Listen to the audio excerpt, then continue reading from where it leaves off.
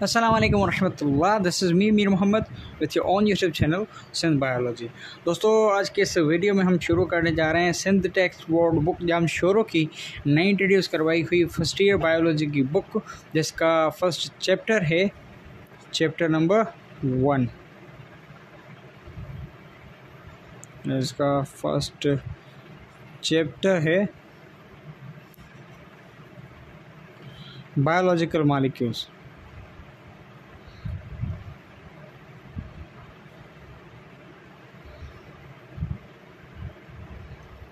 Biological molecules. दोस्तों, biological molecules क्या होते हैं, इनकी डिटेल क्या है, थोड़ी देर में आपको पता चल जाएगा इंशाल्लाह।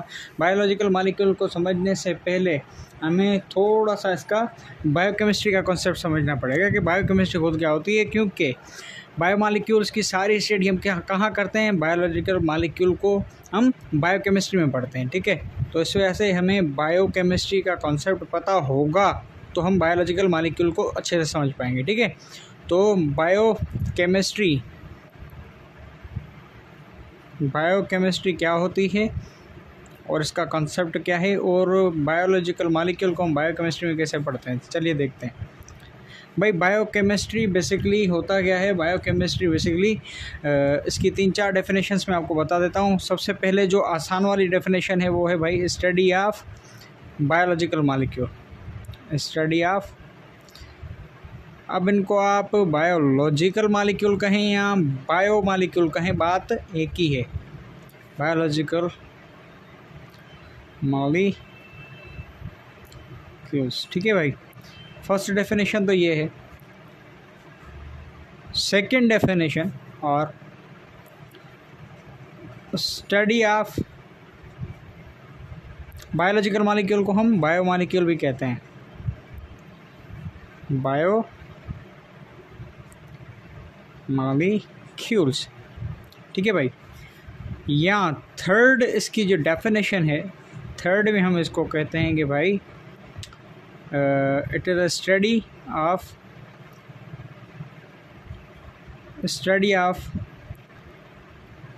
बायोकेमिकल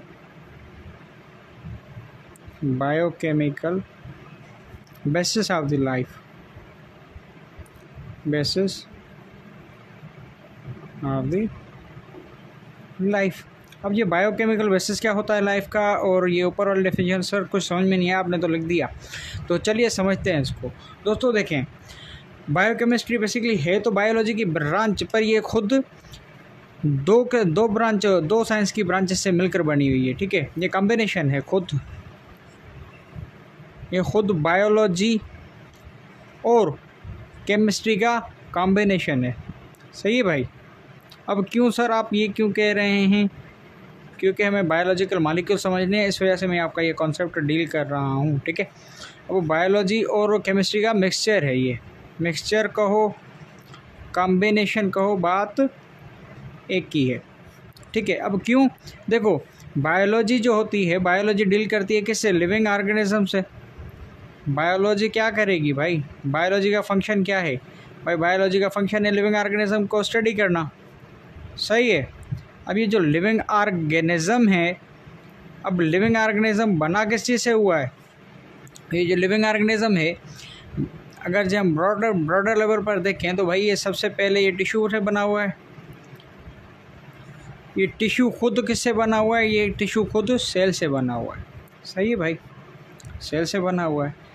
बायोलॉजी का कॉन्सेप्ट थोड़ा यहाँ पर इतना, ये यहाँ तक समझ लीजिए। अब ये केमिस्ट्री को बीच में लाते हैं भाई थोड़ा बहुत। सही है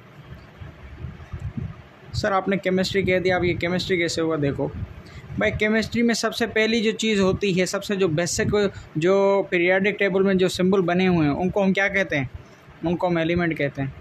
ठीक है, बेसिक कॉन्सेप्ट दे रहा हूँ, ज़्यादा लंबे कॉन्सेप्ट नहीं है, ये एलिमेंट कहते हैं। अब ये एलिमेंट के फर्दर 2 टाइप होते हैं। ठीक है, आपको भी पता है इस बात का कि एलिमेंट के कितने टाइप होते हैं, 2 टाइप होते हैं। कौन से भाई, फर्स्ट होते हैं मेटल, सेकंड कौन से होते हैं भाई, नॉन मेटल्स। अब ये सारी डिटेल केमिस्ट्री की है फ़िलहाल। मेटल और नॉन मेटल। अब जब मेटल मेटल से मिलता है, जब मेटल मेटल से मिलता है, जब ये दोनों आपस में कंबाइन होंगे, मेटल मेटल से कंबाइन होगा, अगर ये केमिस्ट्री के टर्म में कहूँ तो अगर ये बॉन्डिंग करेंगे तो इनके बॉन्ड से जो चीज़ बनेगी, जो रिजल्ट में चीज़ बनेगी, उसको हम कंपाउंड कहते हैं। सही है दोस्तों। और ये जो नॉन मेटल आपस में मिलते हैं, जब नॉन मेटल से मिलेगा, ठीक है, अब नॉन मेटल आपस में मिलते हैं, जब इनकी कॉम्बिनेशन, ये जब कंबाइन होते हैं, ठीक है, इनके कॉम्बिनेशन या बॉन्डिंग, जहाँ इनकी जो बॉन्डिंग होती है ना, इन बॉन्डिंग से जो रिजल्टेंट चीज़ बनती है उसको हम मॉलिक्यूल कहते हैं। ठीक है, केमिस्ट्री के कॉन्सेप्ट है ये। सही। अब मॉलिक्यूल क्या है? अब ये जो बॉन्ड बनता है ना, लाजमी बात है ये मेटल या नॉन मेटल इनके एटम्स में बॉन्ड बनेगा। ठीक है, क्योंकि एलिमेंट का सबसे जो बुनियादी हिस्सा होता है, सबसे जो बेसिक पार्ट होता है या बेसिक यूनिट होता है, वो एटम होता है। ठीक है, एटम्स मिलकर ही क्या बनाते हैं? एलिमेंट बनाते हैं। सही। तो ये जो एटम आपस में मिलते हैं, इन एटम्स के मिलने से ये जो मॉलिक्यूल बेसिकली क्या हुआ? Atom plus atom. ये जो एटम आपस में मिले, एटम के मिलने से जो चीज़ बनी, एक मरकब बना, उस मरकब को हम क्या कहते हैं? मॉलिक्यूल कहते हैं। ठीक। अब अगर ये मॉलिक्यूल कहाँ बने? लिविंग ऑर्गेनिज्म में बने, लिविंग सिस्टम में बने। कहाँ बने? लिविंग ऑर्गेनिज्म में बने, यहाँ बने, तो इस मॉलिक्यूल को हम क्या नाम दे देंगे? Biological molecule. Biological molecule. ठीक है, वो मॉलिक्यूल जो लिविंग सिस्टम में बने, पहली बात, वो मॉलिक्यूल जो किसी भी लिविंग ऑर्गेनिज्म में बने, प्रोड्यूस हो। कहाँ प्रोड्यूस हो भाई? लिविंग ऑर्गेनिज्म में प्रोड्यूस हो। और दूसरी चीज़ कि वही फंक्शन परफॉर्म करे, वो मॉलिक्यूल उसी लिविंग ऑर्गेनिज्म में फंक्शन परफॉर्म करे, तो उस मॉलिक्यूल को हम क्या कहते हैं? उस मॉलिक्यूल को हम बायोलॉजिकल मॉलिक्यूल या बायोमॉलिक्यूल कहते हैं। ठीक है दोस्तों, तो ये जो सेल है, सेल,